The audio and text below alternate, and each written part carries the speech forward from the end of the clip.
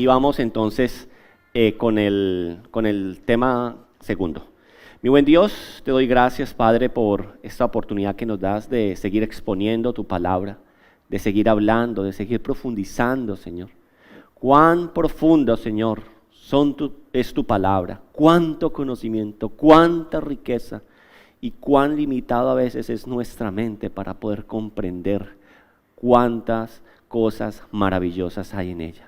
Permítenos a través del Espíritu Santo de Dios poder comprenderlas y así apropiárnoslas y poderlas vivir en nuestro diario vivir. Te damos gracias. Quédate con nosotros en el nombre de Cristo Jesús. Amén. Amén. Bueno, mire, como hablaba ahorita ya atrás un ratico con Joel, muchas veces lo que estamos hablando hay veces es muy profundo, hay mucha información que usted dice, ¿cómo me trago eso? O sea, es como muy denso, ¿sí? Pero es necesario, de verdad, que por lo menos usted le pegue unos mordisquitos, para que usted así con esos mordisquitos empiece usted a conocer el carácter del Dios que usted sigue. Y no que usted lleve 20 años en una iglesia y por creer que es muy denso, nunca se lo van a presentar. Y siempre vamos a vivir en una ignorancia espiritual, ¿sí?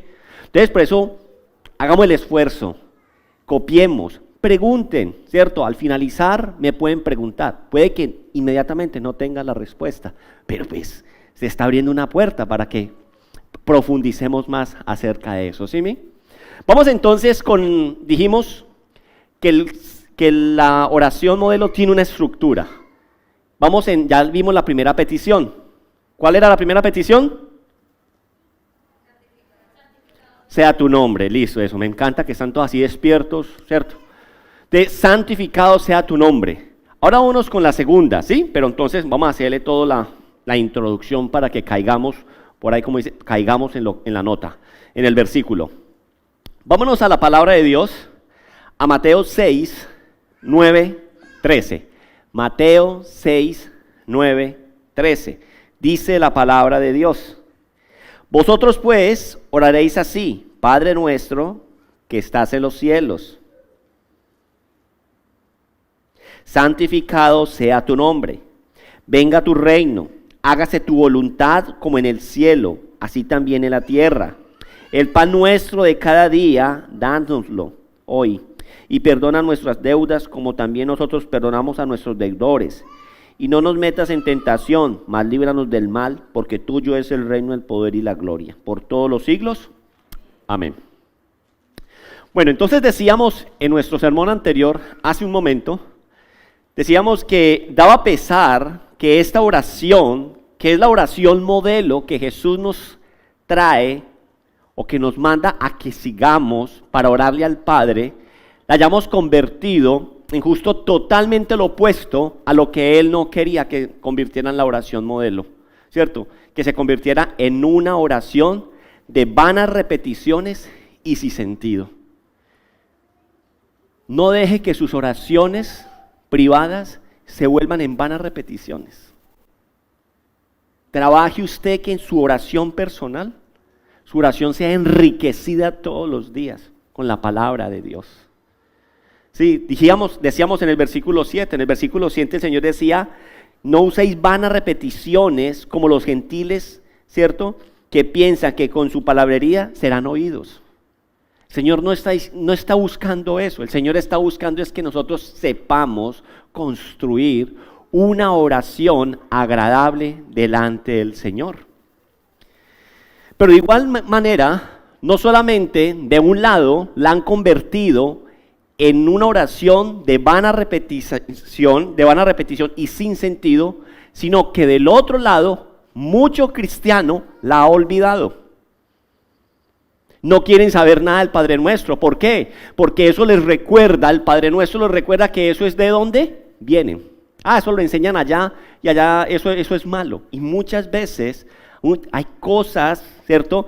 Están en la Biblia que nos lo han enseñado, hablando del Padre Nuestro, hablando de la iglesia católica donde muchos vienen, que por correr de eso se olvidan, no, eso es malo porque es una repetición. No, hay que darle el uso correcto. Y eso, entonces, muchos cristianos han convertido esta oración en algo olvidado, que no importa, a tal punto que el día de hoy ni la tienen en cuenta, pero está en la palabra de Dios. ¿Sí? Entonces no podemos caer en ese error. Yo sé que muchas personas, es que el Señor sabe el enredo que yo tengo acá en la cabeza. Él me entiende cuando yo le hablo. ¿Sí? Pero, señores, lo que el Señor nos está mostrando a nosotros es que el Señor quiere que usted y yo levantemos una oración ordenada delante de Él. Una oración con sentido, una oración que le glorifiquemos a Él, que exaltemos a Él, que reconozcamos quién es Él, su gloria. Y luego podamos también nosotros pedir por nuestras peticiones y nuestras cosas. Pero hoy por hoy, cuando uno les dice, vea, es que usted para orar tiene que orar. No, yo sé orar yo oro a mi manera. ¿Sí? A mi manera. Y es que no es a la manera de nosotros, porque muchos de nosotros no sabemos cómo orar. Y muchos dicen, pero es que la palabra de Dios dice que cómo debemos de orar, no sabemos, pero el Espíritu Santo nos ayudará. Y no saben, a veces le hablan al Padre como si fuera el Espíritu Santo como si fuera el Hijo, unas cosas que no saben a quién le están orando. Arrancan con el Padre, siguen con el Espíritu Santo, con Jesucristo, mezclan unas cosas que no somos conscientes lo que nosotros estamos repitiendo.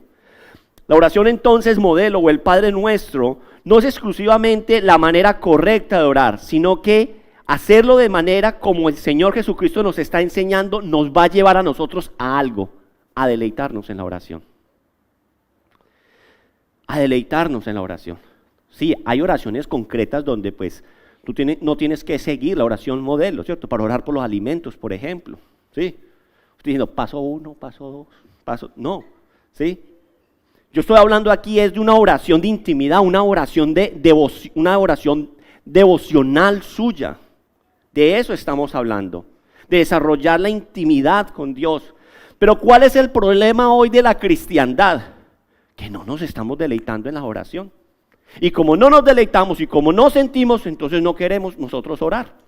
Pero ya lo hemos dicho en sermones anteriores, que aquí la cosa no es que usted sienta, sino que tenemos que vivir en la verdad de lo que la palabra de Dios dice, que dice, acá en esos versículos ya hemos leído, que si entrando en lo secreto, Él nos escuchará en lo secreto, sienta o no sienta, Él lo va a escuchar a usted, ¿sí? Él lo va a escuchar, porque dice que Él te mirará allí en lo secreto, ¿bien? Entonces, usted tratando de buscar el deleite, se podrá preguntar entonces, ¿cómo oro? ¿Cómo debo de hablar con el Señor? ¿Cómo me dirijo a Él? Entonces, la mejor respuesta es leer, estudiar y practicar lo que la palabra de Dios nos dice ante la pregunta de cómo debemos orar. Es que Jesús lo dejó ahí. ¿Cómo debemos orar? Y eso es lo que entonces estamos haciendo aquí todos como iglesia, aprendiendo a orar. Mira, ¿cómo así, pastor? Es que usted no sabía orar, apenas está aprendiendo. Todos los días estamos aprendiendo y edificando más nuestra relación con Él. ¿Sí o no? Aquí una vez yo les digo, no crean que yo me las sé todas, ni que yo soy perfecto. ¿Sí? Estamos en las mismas luchas. ¿Sí? Y lo he dicho en otros momentos. También a uno, no es que yo les diga esto para decirle a ustedes que ustedes no oran. Yo sí, no. Mi esposa sabe también las luchas en el de uno levantarse, en los 5 minuticos, en todo eso. ¿Sí? En esa lucha. Ahora entonces, volviendo al esquema, vamos a la segunda, que es, hemos dicho que contando la introducción son 8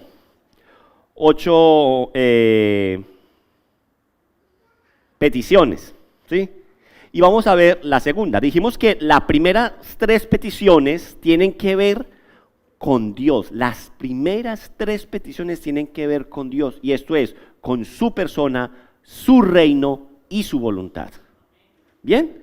Y las otras 3, porque la última la podemos dividir en una más, entonces quedarían 4. Las siguientes peticiones tienen que ver con las necesidades del creyente, que son lo material cuando pedimos el pan, el perdón cuando le pedimos perdón al Señor y la protección cuando le decimos líbranos del mal. Bien, Esa entonces es la estructura. Continuemos entonces con la segunda petición. Ahí está siga la diapositiva, por favor. Continuemos con la segunda petición, que es: venga tu reino. Entonces es: Padre nuestro que está en los cielos, santificado sea tu nombre. Ya lo hablamos, ¿bien? ¿Claro hasta ahí? Ahora viene: venga tu reino. Venga tu reino. Entonces, cuando hablamos acerca de venga tu reino, respondamos la primera pregunta, siguiente. Respondamos la siguiente pregunta: ¿qué es el reino de Dios? La pregunta del millón, ¿sí o no, don Faber? ¿Qué es el reino de Dios? Entonces, hay un autor, ¿cierto? Hay una cita que tengo ahí de Grace, que el apellido, la verdad, Goldworthy, ¿sí? Dice lo siguiente acerca de lo que es ¿qué es el reino de Dios? Y dice: el reino de Dios es el pueblo de Dios en el lugar de Dios, bajo el gobierno de Dios. ¿Listo? Sencillo, esas tres definiciones. Entonces, el reino de Dios, ¿cierto? Es el pueblo de Dios en el lugar de Dios, bajo el gobierno de Dios. ¿Y cómo nosotros podemos ver mejor esto que estamos viendo en esta definición? Nos tenemos que remontar nosotros al inicio, al Génesis. ¿Ustedes han escuchado mucho a Faber decir eso? Nos tenemos que ir a Génesis 1 y 2 para nosotros entender qué es el reino. Vuelvo y lo digo, o sea, el reino es muy denso, ¿sí? No podemos profundizar mucho para poder, pero voy a tratar someramente de poder explicar, ¿cierto? Lo que es orar: venga tu reino a nosotros. Entonces, para nosotros poder comprender bien que el reino es el pueblo de Dios en el lugar de Dios, bajo el gobierno de Dios, allí en el capítulo 2 de Génesis vemos un patrón que yo sé que por historia ustedes lo saben, ¿cierto? Capítulo 2 de Génesis vemos un patrón del reino de Dios. Sí, Adán y Eva están ¿dónde? En el Edén. ¿Sí? Y entonces, ¿quiénes son Adán y Eva? El pueblo de Dios. ¿Sí? ¿Y están en dónde? ¿Y qué viene siendo el Edén? El lugar, ¿cierto? El lugar de Dios, donde Dios los ha querido colocar. Estaban en la presencia de Dios, bendiciendo entonces a su pueblo. Y este pueblo estaba siendo regido ¿por quién? Por Dios, ¿sí? Y Dios cohabitaba con ellos. Ese es el reino. Esa es la muestra de lo que es el reino, y eso es lo que Jesús vendrá y establecerá nuevamente. ¿Bien? Pero ¿qué pasó en Génesis 3? En Génesis 3 vemos cómo ese patrón de reino fue roto. ¿Con qué? Con el pecado. Fue roto y todo cambió, porque Adán y Eva dejaron de ser pueblo de Dios por querer ser independientes. Fueron expulsados del lugar que Dios había diseñado para que ellos estuvieran. ¿Por causa de qué? Del pecado. Y dejaron de ser gobernados por Dios para ser gobernados ¿por quién? Por ellos mismos y por el engaño del enemigo. ¿Sí? Entonces, sí ve cómo lo que Dios diseñó como el reino fue roto en Génesis 3, pero en Génesis 3 viene una promesa. Génesis 3:15. En Génesis 3:15 dice: y pondré enemistad entre ti y la mujer, y entre tu simiente y la simiente suya. ¿Qué decimos? La paga del pecado es ¿qué? Muerte. Pero Adán y Eva no murieron. ¿Qué hubiera pasado si Adán y Eva hubieran muerto? Pues que ya estaba también esa promesa. Venía a través de la simiente que iba a salir de la mujer, ¿cierto? De generación en generación iba a entrar también la bendición. Entonces, para poder comprender mejor el concepto del reino de Dios y qué es lo que el Señor nos dice que pidamos en nuestra oración cuando nosotros le decimos al Señor: venga tu reino a nosotros, hemos de ver en la Escritura el reino de Dios desde tres perspectivas, ¿sí? Y las tres perspectivas de las cuales nosotros tenemos que ver el reino es el reino prometido. Ahí hay una diapositiva. el reino manifestado y el reino consumado. Ahí está. 3 perspectivas del reino. El reino prometido, el reino manifestado y el reino consumado. Bien. Entonces, ¿cuál era el reino prometido? Dios escoge a un hombre, Abraham, y le ordena que deje su tierra y se vaya a una tierra que Dios le va a mostrar. Allí en esa tierra Dios le promete que le va a bendecir a su simiente y por medio de su simiente todas las familias de la tierra. Entonces, lo que tenemos aquí es el reino prometido, aquel reino que se perdió en el Edén. Dios, mediante la simiente de Abraham, promete restablecerlo. ¿Sí? Entonces, mire cuál es el reino prometido. Él dice que va a venir una simiente. Abraham entonces hace parte de nuevamente ese pueblo de Dios en un lugar específico que es donde la tierra prometida, bajo un reino que es el reino de Dios. Bien, ahora viene lo que es el reino manifestado. Vuelvo y le digo, estoy sintetizando. ¿Sí? Viene el reino consumado para que entendamos lo que es el reino así rápidamente. Cuando hablamos del reino manifestado, cuando Juan el Bautista anuncia que el reino de los cielos se ha acercado, lo que estaba anunciando era que el reino era el reino manifestado, con la llegada ¿de quién? De Jesús. Y fue como Jesús justamente comenzó su vida pública. Si vemos Mateo 3:2, voltee su hoja ahí, Mateo 3:2. En Mateo 3:2 dice, arrepentidos porque el reino de los cielos se ha acercado. Entonces, con la venida de Jesucristo, el reino se manifestó aquí en la tierra. Y ahí hay una gran cantidad de información que en el momento no la vamos a estudiar, ¿sí? Pero es para que entendamos nosotros el reino en esta oración. Ahora viene lo que es el reino consumado. Jesús resucita como rey, que venció ¿qué? La muerte y ascendió a los cielos.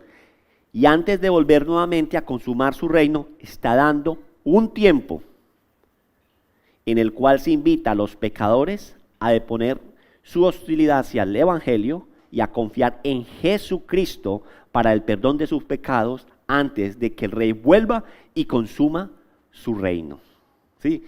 Este es el reino que consumado, el reino que ha de venir. Entonces, ¿qué pedimos cuando oramos? Que el reino de Dios venga. Oramos para que Cristo ¿qué? Literalmente vuelva. Y bueno, ¿y cómo llamámonos en teología? ¿Cómo se llama el reino manifestado, el reino consumado? ¿Cierto? Es el ya y el todavía no. O sea, ya se manifestó, pero todavía no está siendo consumado. Hay un tiempo, ¿sí? Y es un tiempo muy importante donde la iglesia tiene que hacer un papel importante que Jesús les ha dejado. Ser embajadores y hacer la gran comisión. Entonces, ¿qué pedimos cuando oramos que el reino de Dios venga? Oramos para que Cristo ¿qué? Vuelva. Pero para que Cristo venga, ¿qué debe de suceder? Los pecadores deben arrepentirse, creer en el evangelio, confiar en Jesucristo para el perdón de sus pecados antes de que el rey venga y consuma su reino. O sea, cuando usted y yo le oramos al Señor que tu reino venga, le rogamos a Dios para que el reino de Dios venga a la vida de las personas de la manera que estas personas se arrepientan y crean al reino de Dios y así se siga expandiendo en los corazones de los hombres.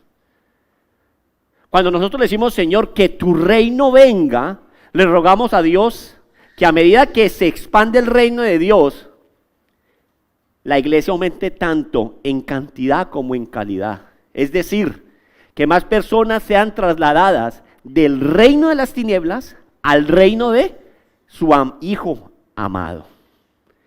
Y finalmente cuando nosotros estamos orándole al Señor que su reino venga, finalmente le rogamos al Padre para que el Rey vuelva pronto y consuma todas las cosas con su gloria venidera. De tal manera que su reino se instaure finalmente y estemos para siempre sirviéndole al Rey. ¿Y sabe qué es lo mejor? Sin la presencia del pecado. Ahora yo les hago una pregunta. ¿Usted quiere que Cristo venga?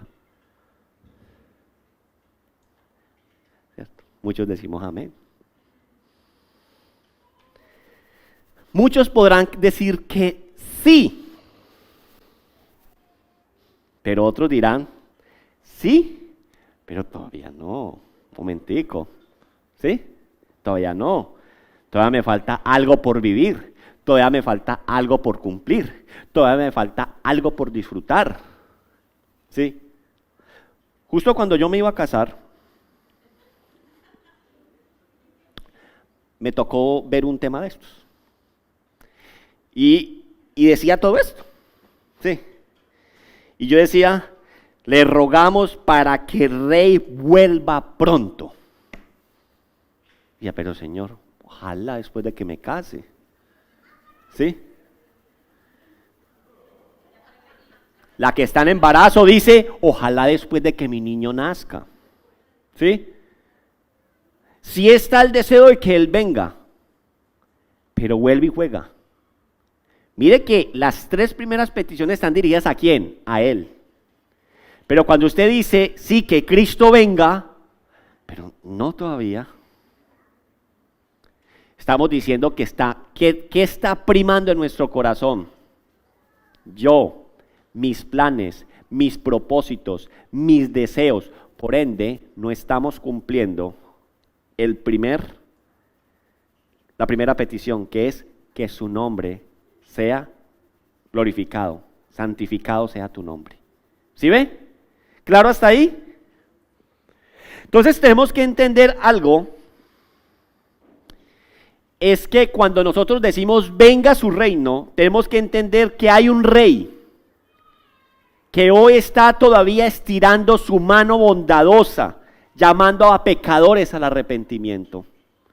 Todavía hay lugar para todo aquel que quiera ser súbdito de aquel rey. Pero lo que pasa es que cuando yo les digo a ustedes súbditos, eso no nos gusta. A mí me gusta ser hijo de rey. Pero súbdito, es que nosotros no hemos entendido el reino. ¿Sí? Sí, a nosotros nos gusta ser príncipes. Pero súbdito, esclavo, siervo, no. Nosotros tenemos que entender que el Señor Jesucristo es el Rey eterno. Y Él hoy nos llama para que vengamos a Él. No importa que el diablo te diga que ya es demasiado tarde y que tus pecados son muy grandes. Eso lo dice el diablo. No lo está diciendo el Rey de Reyes y el Señor de Señores. El Rey está llamando. El Rey está extendiendo su mano de misericordia. Cuando oramos, tu reino venga a nosotros, es para que nosotros oremos, para que muchas personas se acerquen a Él. Amén. Vámonos a la tercera petición. Rápido fue ahí esa del reino. Sí, que el reino ahí, imagínense. Cortica, ¿sí o no, Fabercito? Tercera petición. Cuando estamos leyendo nuevamente la porción que estamos leyendo desde el capítulo 9, no lo vamos a leer porque hace nada que lo leímos. Dice, venga tu reino, pero luego dice, hágase tu voluntad como en el cielo, así también en la tierra. En esta petición vamos a proceder de manera muy parecida a lo que acabé de explicar, ¿cierto? Me tocó explicar el reino prometido, el reino manifestado, el reino consumado, para que entendamos, cuando nosotros estamos orando, es que que Cristo vuelva pronto. Entonces aquí vamos a explicar los diferentes aspectos de la voluntad de Dios. Cuando yo le digo los diferentes aspectos de la voluntad de Dios, hay un mar profundo que yo lo único que les digo es, empecemos a morder. Aquí vamos a pegar un primer mordisco, pero mordamos, porque hay una cosa tremenda acerca de lo que es la voluntad de Dios. ¿Sí? Entonces, en este de hágase tu voluntad como en el cielo, así también en la tierra. Es importante decir esto desde el principio cuando hablamos de expliquemos los diferentes aspectos de la voluntad de Dios. Me es necesario aclarar que cuando digo que voy a explicar los diferentes aspectos de la voluntad de Dios, debemos tener claro que no estoy diciendo que voy a explicar las diferentes voluntades de Dios como si se tratase de una pluralidad de voluntades en Dios. No, más bien que desde la Escritura podamos apreciar que la voluntad de Dios tiene diferentes aspectos, ¿correcto? En las palabras sencillas o en otras palabras, hay diferentes aspectos dentro de la voluntad de Dios y no que haya diferentes voluntades en Dios. Hablar de la voluntad de Dios, la Biblia nos enseña que Dios todo lo que quiere hacer, lo hace. La Biblia nos enseña que todo lo que Dios quiere hacer, lo puede hacer. Y no hay nada ni nadie que pueda frustrar aquellas cosas que Dios determina llevar a cabo. A ese aspecto de la voluntad de Dios, los teólogos la llaman la voluntad soberana de Dios. ¿Ustedes saben eso? Que cuando Dios quiere una cosa no hay nada que lo detenga. Salmo 115:3. No hay nada que lo detenga.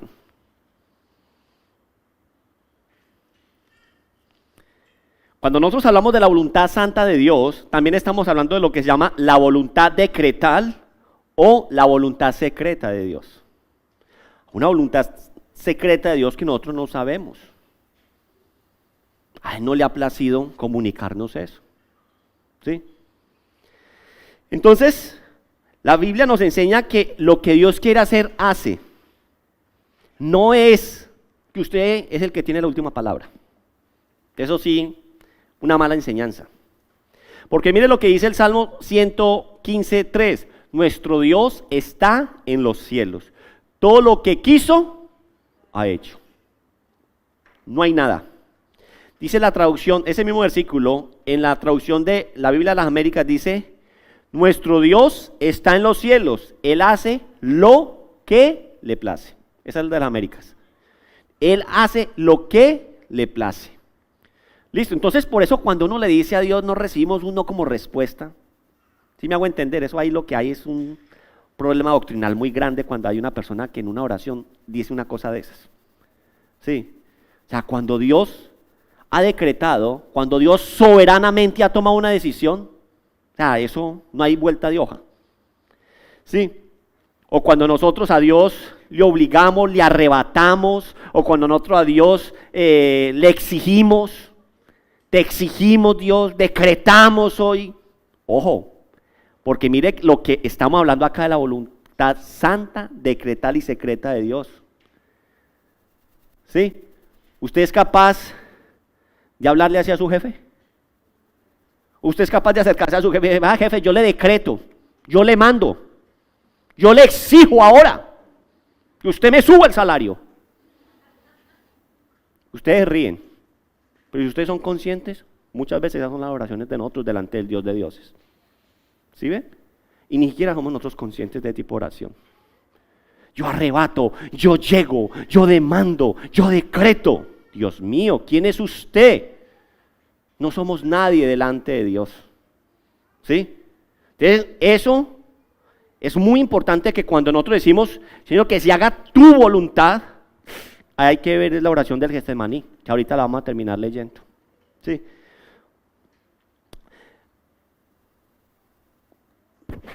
Perdón. De hecho, nosotros logramos ver por la palabra de Dios que Dios ha decretado todo lo que ha acontecido desde el principio de la creación. Vaya, léase Génesis 1. Y Dios dijo, hágase, y se hicieron. Hágase las aguas, divídase todo, ¿sí? Y allí ese aspecto de la voluntad de Dios se conoce también como la voluntad decretal. Cuando Él habla, cuando Él decreta, las cosas se hacen. Pues la razón de todo lo que acontece se debe a que la voluntad soberana y decretal de Dios, esa es. Es decir, cada aspecto de la creación, de la redención y de la nueva creación ha sido ya determinada por Dios desde el principio de los siglos, desde la eternidad. ¿Sí? Pero ahí vienen los filósofos, nosotros a veces filosofamos con Dios. O sea que ya ni modo, entonces ¿para qué hace si Dios ya todo lo decretó? ¿Sí?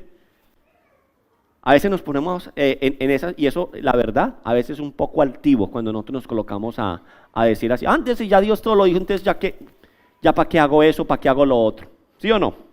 Ahora bien, Dios, ¿me muestra la diapositiva, Pofis?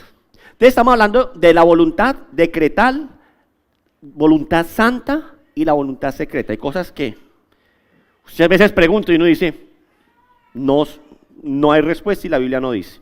Y ahí para allá, todo eso es cuento. Ahora también está la voluntad, ¿cierto? Otro aspecto de la voluntad de Dios está la voluntad preceptiva. Y esta voluntad preceptiva son los preceptos que Él nos ha dado a nosotros. La reglamentación que Él nos ha dado a nosotros en su palabra con el fin de darnos a conocer cuál es el tipo de vida que le agrada a Él. ¿Qué fue lo que primero Dios hizo en el desierto cuando dio la ley? Este es el tipo de vida que a mí me agrada que mis hijos vivan, porque si ustedes viven así, ustedes serán para mí mi pueblo y yo seré para ustedes su Dios. También nos da a conocer a través de esta voluntad preceptiva el carácter de Dios, que es un carácter ¿qué? Santo. Y nos ha dado a conocer su voluntad preceptiva con el fin de llevarnos ¿a quién? A Cristo. Porque ¿qué nos muestra a nosotros la ley? La incapacidad de poderla cumplir. ¿Bien? Entonces a este aspecto de la voluntad se le llama preceptiva porque nos enseña los mandamientos que Dios quiere que los hombres obedezcan. Por ejemplo, los 10 mandamientos nos enseña la voluntad de Dios respecto a cómo Él quiere que el hombre viva. ¿Sí? Entonces, por ejemplo, en la primera carta de los Tesalonicenses 4, 3, 5, dice, ahí vamos a encontrar un par de ejemplos de la voluntad preceptiva que Dios manda, en primera Tesalonicenses 4, 3, 5. ¿Ya llegaron?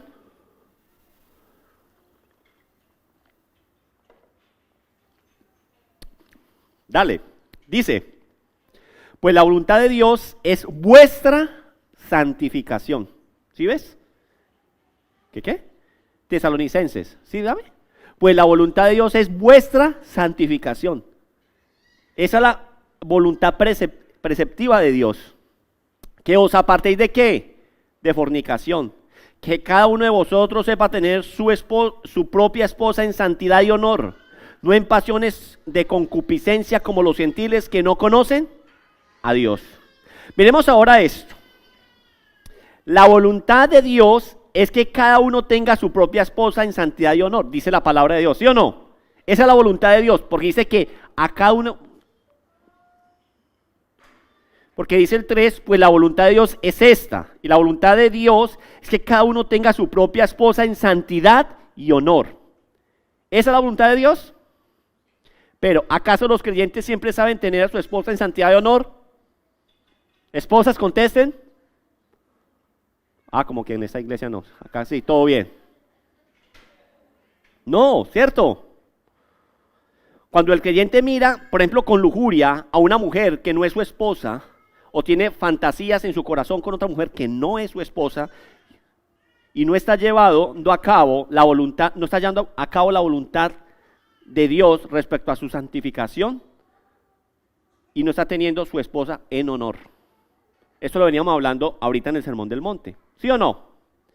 Entonces, escúchenme aquí, las criaturas morales, responsables, tenemos la capacidad de violar la voluntad preceptiva de Dios. Tenemos la capacidad, pero no tenemos el derecho de hacerlo. ¿Oyó? O con eso, tenemos la capacidad, pero no tenemos el derecho. y somos culpables de violar la voluntad preceptiva de Dios. Y Dios nos llamará a cuentas y pagará a cada hombre conforme a sus pecados. Entonces, en el Padre Nuestro, nosotros no oramos para que se cumpla la voluntad soberana de Dios, pues ella ya se va a cumplir sí o sí. ¿Sí o no? Sí o sí ya se va a cumplir. Cuando pedimos en el Padre Nuestro para que la voluntad de Dios sea hecha, estamos orando para que Dios nos haga prontos, dispuestos y aptos para llevar a cabo lo que vemos en su palabra que es agradable delante de sus ojos. Esa es la oración que nosotros estamos haciendo. Que la oración que usted y yo levantamos, ¿cierto?, nos lleve a ser dispuestos, prontos y aptos para deleitarnos en los preceptos de Dios.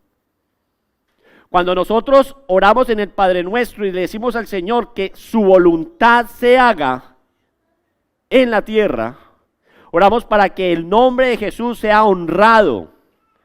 Es decir, que el nombre de Dios sea santificado mientras caminamos en las buenas obras que Dios preparó de antemano para que anduviésemos en ellas. ¿Sí? Cuando nosotros oramos como el apóstol Pablo exhorta, inspirado por Dios a los que hicieron, a que lo hiciéramos. Váyanse por favor a 1 Timoteo 2, 1, 3.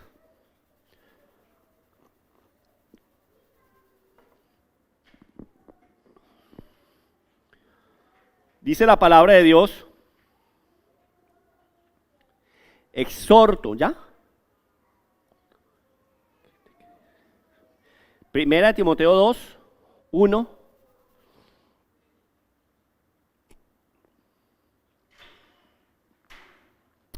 Exhorto ante todo a que se hagan rogativas, oraciones, peticiones y acciones de gracias por todos los hombres, por los reyes y por todos los que están en enemistad, para que vivamos quieta y reposadamente en toda piedad y honestidad, porque esto es bueno y agradable delante de Dios nuestro Salvador. Entonces mire lo que Pablo está aquí haciendo. Vivir quieta y reposadamente en toda piedad y honestidad solo es posible si la voluntad preceptiva de Dios es obedecida por los hombres. ¿Correcto? Cuando nosotros entonces oramos a Dios que se haga su voluntad aquí en la tierra como en el cielo, tenemos que entender algo. Los ángeles en el cielo obedecen la voluntad de Dios sin recriminar ni titubear. Entonces, que aquí en la tierra también suceda lo mismo. ¿Y eso pasa? No, pero eso siempre le sacamos, ¿qué? El pero, la excusa. Pero es que esto, es que yo estaba cansado, es que me cogió fuera de base, es que no había hecho, ¿sí? Entonces, cuando nosotros oramos eso, oramos que la voluntad de Dios es para que el Señor entonces nos capacite a nosotros para abrazar su voluntad preceptiva sobre nuestra vida. Amén. ¿Claros hasta ahí? Eso es un barniz rápido de lo que viene siendo el Padre Nuestro en esta primera sección que es dirigida hacia Dios. ¿Listo? Yo los invito entonces que nos coloquemos en pie. Vamos a orar. Vamos a orar en este momento. Yo los quiero invitar a que usted se disponga. Vamos a tener un tiempo de oración. Vamos a orarle al Padre, vamos a decirle que necesitamos escuchar su voz, que necesitamos más de Él, que no necesitamos emocionalismos, que necesitamos sentir su presencia. Entonces, vamos a orar. Mi buen Dios, yo te doy gracias, papá, por este día, que tú nos permites venir a la iglesia.